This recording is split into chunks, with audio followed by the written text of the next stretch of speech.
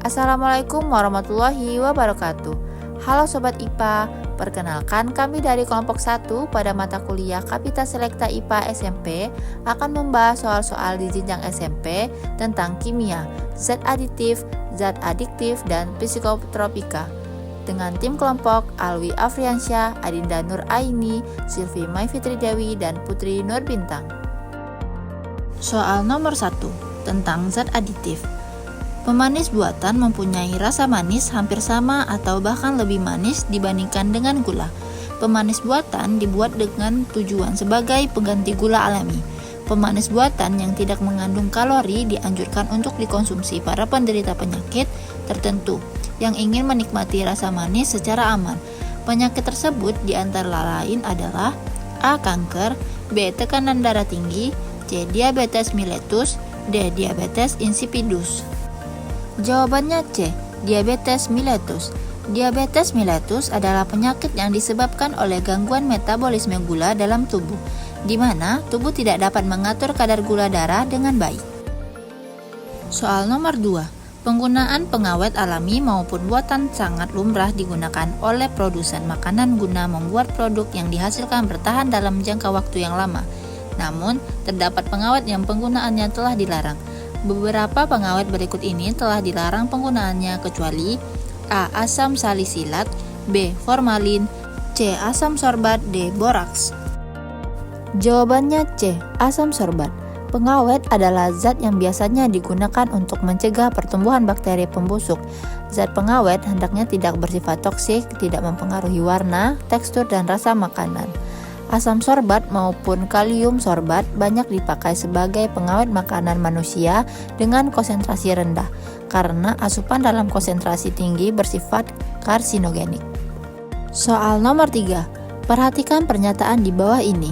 1. Ditambahkan selama proses pembuatan makanan. 2. Terbuat dari senyawa kimia. 3. Terbuat dari bahan-bahan alami.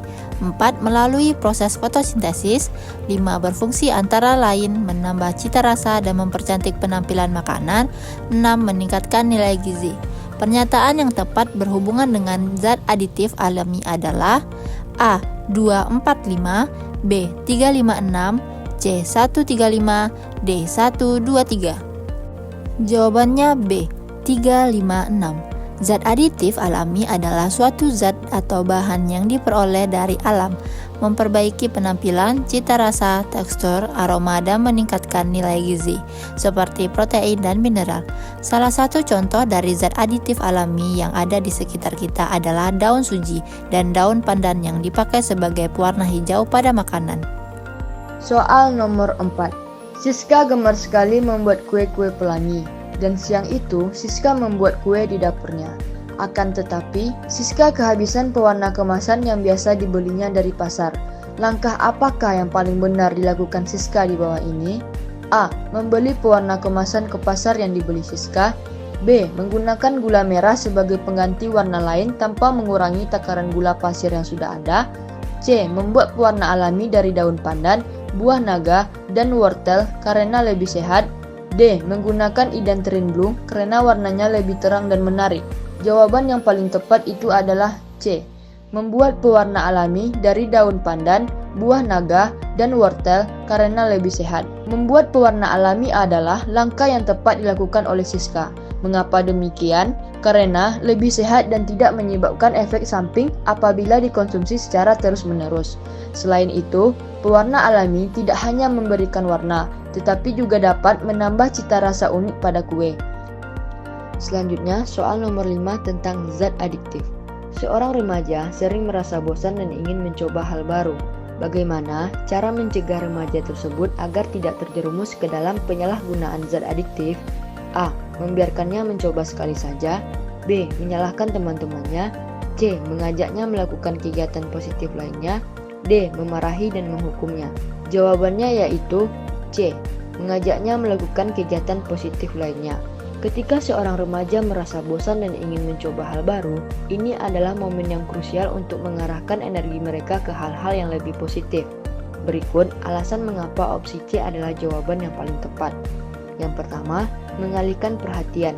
Dengan mengajak remaja melakukan kegiatan positif seperti olahraga, bergabung dengan klub, atau mengikuti hobi, kita dapat mengalihkan perhatian mereka dari hal-hal negatif seperti narkoba tadi. Yang kedua, membangun minat baru.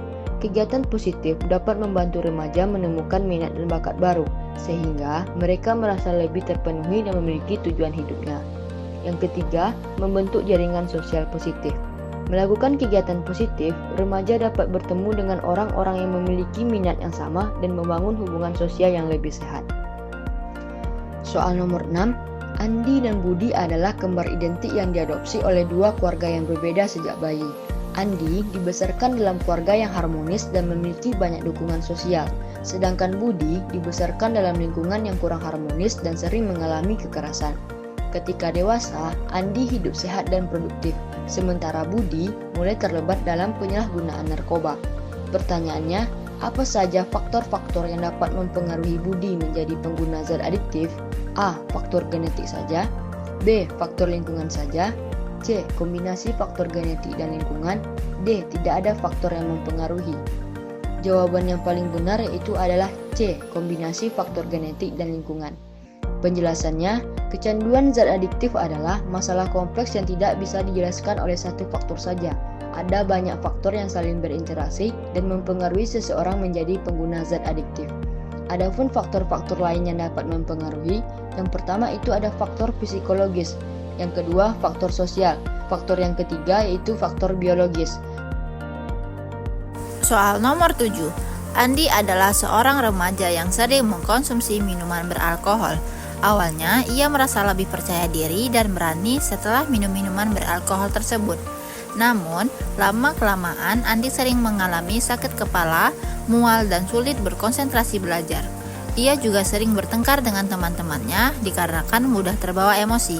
Kondisi Andi ini menunjukkan bahwa penyalahgunaan zat adiktif dapat A. Hanya merusak kesehatan fisik, B. Hanya merusak kesehatan mental, C. Merusak kesehatan fisik, mental, dan sosial, D. Tidak ada dampak negatif. Jawabannya C. Merusak kesehatan fisik, mental, dan sosial. Penyalahgunaan zat adiktif memiliki dampak yang sangat luas, tidak hanya pada kesehatan fisik dan mental, tetapi juga pada kehidupan sosial. Soal nomor 8. Andi seringkali merasa stres dan cemas. Untuk mengatasi perasaan tersebut, ia mulai mencoba-coba merokok. Awalnya, Andi merasa lebih tenang setelah merokok. Namun, lama-kelamaan Andi merasa kesulitan untuk berhenti merokok dan kesehatannya mulai menurun. Ia sering batuk-batuk dan merasa lelah. Mengapa merokok dapat menyebabkan masalah kesehatan yang seperti yang dialami Andi? A. Karena rokok harganya mahal. B. Karena rokok rasanya enak. C. Karena rokok mengandung zat-zat berbahaya yang merusak paru-paru dan organ tubuh lainnya. D. Karena rokok membuat orang jadi malas. Jawabannya C. Karena rokok mengandung zat-zat berbahaya yang merusak paru-paru dan organ tubuh lainnya. Rokok mengandung ribuan bahan kimia berbahaya, termasuk nikotin, tar, dan karbon monoksida. Zat-zat ini memiliki efek merusak pada tubuh, terutama pada paru-paru dan sistem peredaran darah. Soal nomor 9 tentang psikotropika. Seorang siswa SMA diminta membuat kampanye anti penyalahgunaan psikotropika di sekolahnya. Ia harus memilih media yang paling efektif untuk menjangkau teman-temannya. Dari pilihan berikut, media mana yang paling tepat untuk menyampaikan pesan tersebut secara interaktif dan menarik? A. Membagikan brosur cetak di sekolah. B. Membuat video edukasi dan mempostingnya di sosial media. C. Mengadakan seminar formal di aula sekolah. D. Menulis artikel di majalah dinding sekolah. Jawabannya B.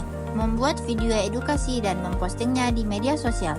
Media sosial dengan video edukasi interaktif adalah cara yang efektif untuk menjangkau remaja karena lebih menarik dan mudah diakses. Selanjutnya soal nomor 10. Seorang dokter meresepkan obat psikotropika kepada pasien yang mengalami gangguan tidur kronis. Setelah beberapa minggu, pasien melaporkan merasa kantuk berlebihan di siang hari dan kesulitan menghentikan konsumsi obat. Berdasarkan gejala tersebut, psikotropika yang kemungkinan diresepkan adalah A. Antidepresan, B. Benzodiazepin, C. Stimulan, D. Antipsikotik. Jawabannya yaitu B. Benzodiazepin, yang dimana benzodiazepin ini adalah sekelompok obat psikotropika yang bekerja pada sistem saraf pusat atau otak dengan cara meningkatkan efek neurotransmitter gamma aminobutyrid atau GABA. GABA memiliki peran penting dalam menghambat aktivitas saraf di otak sehingga memberikan efek menenangkan. Benzodiazepin sering digunakan untuk mengatasi gangguan tidur, tetapi dapat menyebabkan kantuk di siang hari dan ketergantungan. Selanjutnya, soal nomor 11. Seorang remaja ditemukan meninggal dunia setelah mengkonsumsi pil ekstasi. Jelaskan kemungkinan penyebab kematian berdasarkan pengetahuan Anda tentang efek farmakologis MDMA. Jawabannya ialah MDMA adalah zat psikoaktif yang sering ditemukan dalam pil ekstasi. Zat ini bekerja dengan cara melepaskan sejumlah besar serotonin, dopamin, dan norepinefrin dalam otak. Efek ini menyebabkan perasaan euforia, peningkatan energi, dan empati.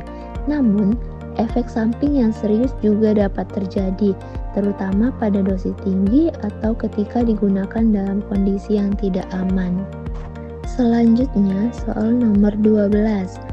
Jelaskan pengertian psikotropika dari sudut pandang kimia dan berikan contoh struktur kimia dari salah satu zat psikotropika. Psikotropika adalah zat kimia yang memiliki struktur molekul unik yang memungkinkan mereka berinteraksi dengan otak dan menyebabkan perubahan psikologis.